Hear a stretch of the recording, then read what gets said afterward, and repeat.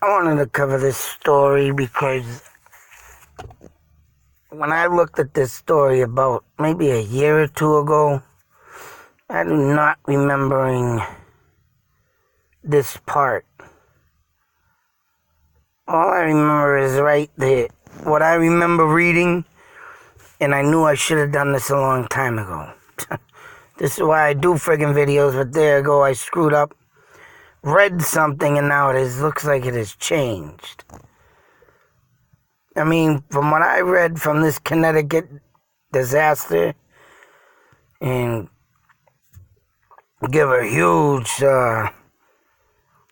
moment of silence here for this one, but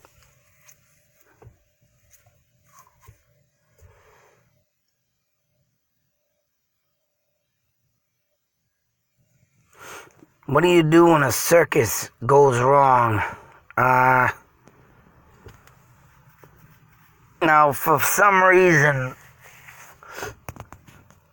now see, there was another thing that it just popped in my mind. They supposedly, what was it? If you read this, it's the Connecticut fire of a circus. I forgot to put the name of it up, but you look it up, it's 1944. And I could have sworn when I see this, oh man, I goofed up real bad on this one. I don't know if I did cover this, but when it came up, I set it aside to cover it. But two things to me have changed that I want to say in this story. Because supposedly this tent was insulated with some foam or something. And it said, in the first article, I could have sworn it said it was lathered like with kerosene. This one claims it was with gasoline. So I don't know if the writer got that messed up, or I read something and they changed it and so forth, but whatever the case may be, I do not remember reading this either. And when stuff like this I read, I mean, my mind kicks right in the full volume to, try and remember it the best I can, because this was one tragedy that just sticks with your mind. And they said, yeah, I think due to the rain that was going to happen or something, they were trying to waterproof the tent. So, use gasoline. They wanted a waterproof. I've heard about oiling stuff with pure oil. And I'm talking about motor oil, car oil. A guy back in the day when I had my convertible said, put car oil, who the hell? And I'm looking at him, man, what the fuck? I don't want to sniff oil in my car. And that's the thing. That's the only reason why I didn't do it. Because I don't like the smell of oil. And I hell don't want it on my roof. But if you get it on your boot, it does waterproof. You see it on the ground, beads of water, it's waterproof. Now, I don't know if some dummy did this on purpose. I mean, the accusations can fly, but if that was the case and someone said use gasoline and not oil, well then someone definitely need a damn smack upside their head. I think like 40 people or something were caught up in this fire, or 700 were injured, but all in all, there was some lives lost here. But there were body parts such as a lone foot that didn't seem to belong. And several bodies were never identified, the most famous of which was a young girl the press named Little Miss, 1565, named after the number assigned to her body at the city makeshift morgue. So yeah, I mean, there were people in here unidentified. Now, whether or not these are people that came from out of town to check out the circus, or some weirdo. There was a story in Connecticut, and I just popped in my mind. Now I gotta look that up. That's very interesting. Because there was a story in Connecticut about a man that had a girl. He killed her near the pier or a beach. And he had psychological problems and all this crap. So I'm about wondering if this was a copycat thing. Suicidal attempt. That's interesting because I remember that just popped up in my head. I remember reading that story from one of these articles from Only in Your State. The girl was killed by her father because he had mental problems or something. Something wasn't right up there, all screws loose. And I'm about to wonder now, damn. That leads to that's the story that might lead to it. And in the beginning of the movie It, you see the tall gentleman with a little girl. Ha! Now it's coming together, but yeah, they still don't know how this fire started. Now, whether it be a psychopath. Excuse me one moment.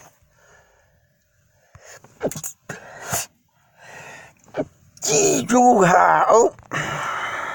Now it's starting to get some crazy thoughts in there. Some suicidal psychopath.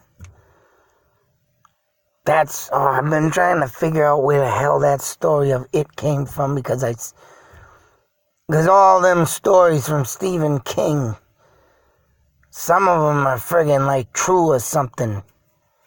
Or something he thought of when he was younger, I think. Say so, but the It. Something, I was thinking about that, something to do with the Conjuring and all that from the Warrens. Now it's coming out. Damn. Talk about a brain friggin'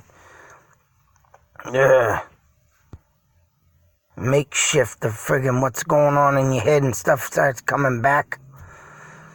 But all in all, it's a little girl. And like I say, well, that's the thing. No one knows how this thing started. So whether or not be these people that were unknown there, doing crazy stuff, or, who knows, maybe a curse of Indians. Because there's a park in Lake Compound. It's an amusement park in Connecticut. And that I read up, found out that it was once an Indian living dwelling, and the land was cursed. Go figure. Nothing like putting an amusement park, circus, on cursed Indian lands. And Indians back in the day, boy, they used to start fires.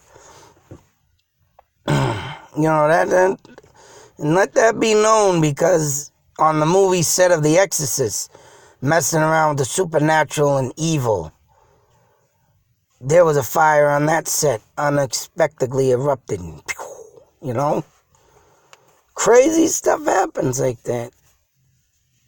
All this is coming to my mind now because I just put that little girl in my head as a boom. Oh, shit. But anyways, I just wanted to share this one. This is an insane story. I mean, whether or not people knew or smelled the gasoline, or something like say so, if none of that happened, maybe the gasoline drove someone crazy, the smell of it. And, people with insane minds think crazy things. And if they got a whiff of gasoline, they're, what the? They could have light a match. Get rid of it. There's been cases I've heard of stuff crazy like that. I mean, you never know, man, even back in the day, who lives among us. Oh, man, you want to hear another crazy thing that, might as well throw this in there, but they're going to go over the Triple H first known serial killer, Double H Holmes, Henry Holmes, and which they thought could have been Jack the Ripper, but I think they cleared that up through DNA. Now they're gonna run his DNA, because supposedly, this man faked his own death. Really? They need to check the body, and he's got kids living today. Great grandkids or whatnot. I guess they gave the rights to bury that dark soul and test it. So, but crazy stuff, and who lives among us? What could have been here that day? Who could have been here that day? Very, very just nuts these days, man. And when you start thinking about stuff like this and things that have come up today throughout the past, and like when I come up with thoughts and theories, put pieces of the puzzle together, it's like, damn. I don't know, man. Just call me nuts, but I'm always thinking. I mean, that's why my brain goes overload and I forget things lately. Damn. But yeah, I'm trying to. But just to come up with a few things, to other things I've been trying to think and, think and see this now. It's like, whoa, that's crazy. But, insane world we live in. People, be safe, take care, beware. You don't know what starts stuff like this. You never know what's out there. You never know who's out there. Whether it be supernatural, whether it be a psychopath. Beware. It's out there. Out. Oops.